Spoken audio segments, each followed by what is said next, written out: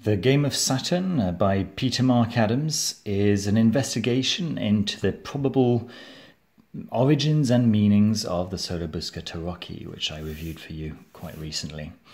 It's one of the most fascinating books that I've read in recent times. It's so packed full of knowledge.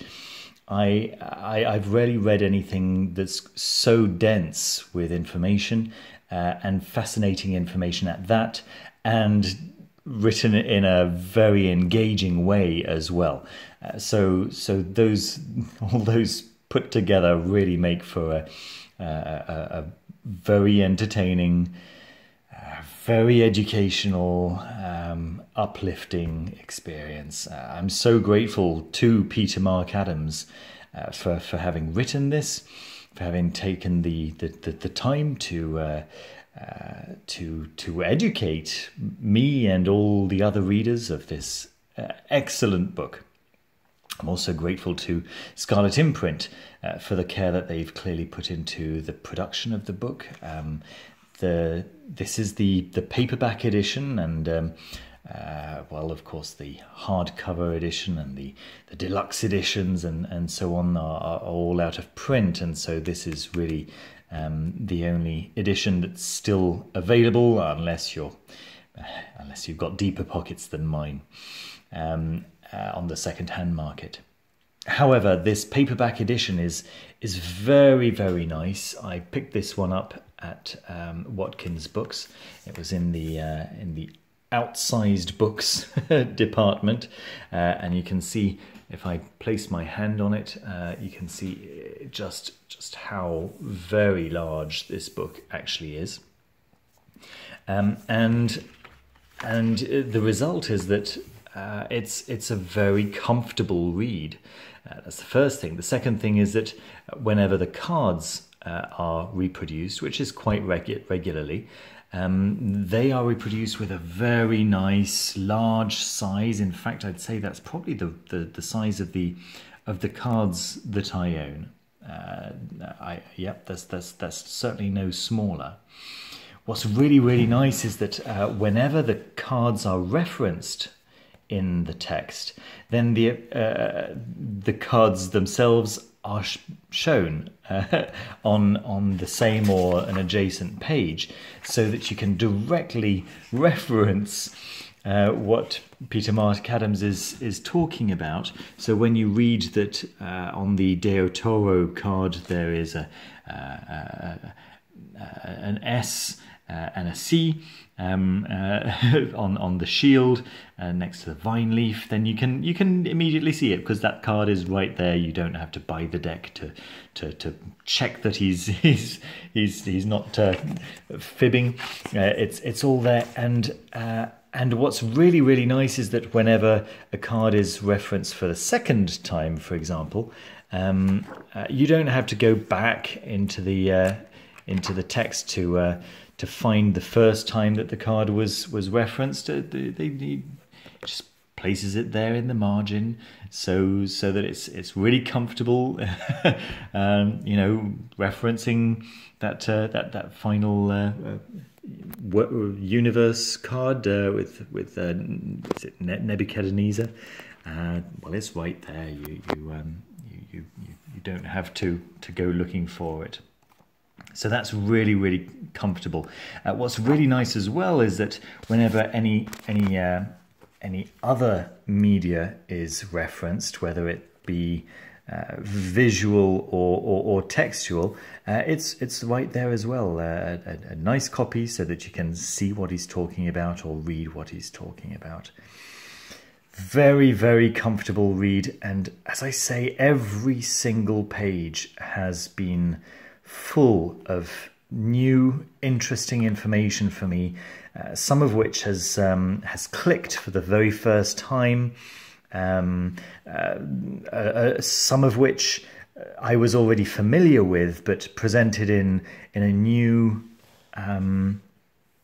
just with a new frame, in a new light, helping me to understand aspects of other esoteric traditions which I'd never really considered, Yeah, this is very, very dense with clear, easily acquired, at least I was going to say easily acquired information. It's easily acquired for us reading Peter Mark Adams's work.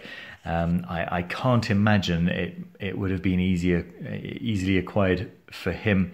It's just so broad. There's so much of it, and it's another thing that I really like is that whenever he makes a statement or a claim, it's either referenced in the notes, or explained beforehand, or he explains this is speculative, based on this information and that information, and look at this piece of art, and look at and read this piece of piece from the I don't know, from the Odyssey, and we can draw a likely conclusion that X, Y, and Z. So you know when he's making a conclusion, when he's speculating, and you know when this is actual fact that is recorded and well known. I cannot recommend this book strongly enough if you're interested in the Renaissance mindset, if you're interested in the Mithraic traditions from over 1,000 years earlier, if you're interested in Zoroastrianism in any way. I learned things about Zoroastrianism that I never knew. If you're interested in just the broad range of esoteric traditions and ideas, and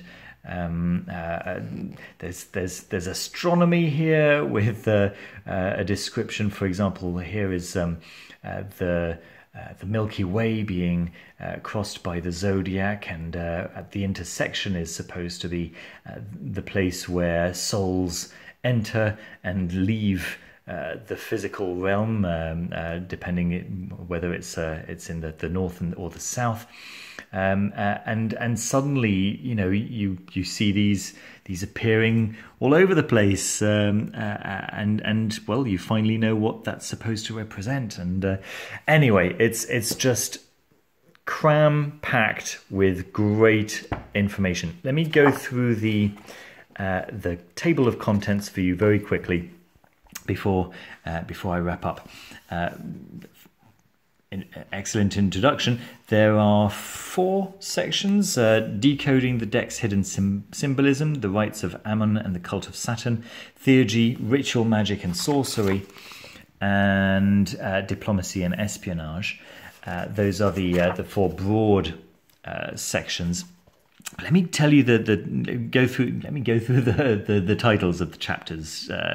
The deck's structure and major themes, hidden meanings and ancient lore, the esoteric worldview of the Renaissance elite, planetary powers, the Alexandrian theme, the Babylonian theme, the Carthaginian thesis, and then the rites of Ammon, the Ferrarese cult of Saturn. Ferrara is the city in which this deck was created.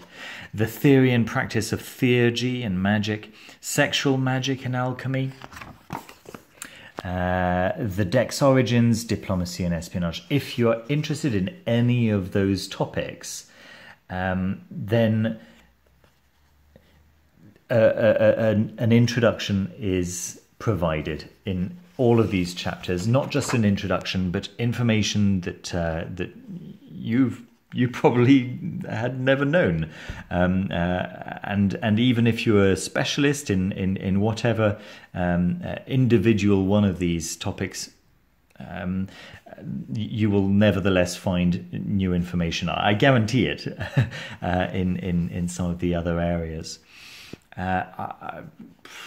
Yep, that's about it for my review. I hope you enjoyed it. And if you like the video, don't forget to leave a thumbs up and to subscribe down below. Thanks very much for watching. Take care. Bye-bye.